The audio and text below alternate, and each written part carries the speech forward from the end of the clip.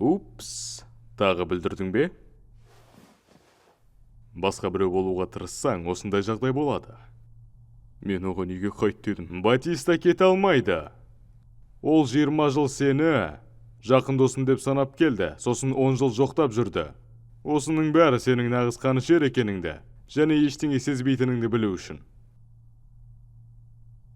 Ендеше неге оның өлімінен жүрегім ауырады? Өйткені ана өгей әкеңді әлі тыңдап жүрсің, ал өз ағаңды, қаныңды тыңдамайсың.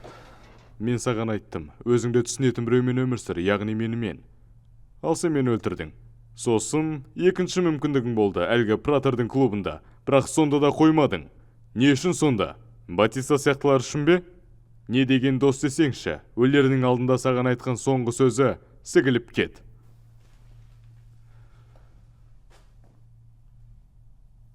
Мен сені өлтіргеніме еш өкінбеймін.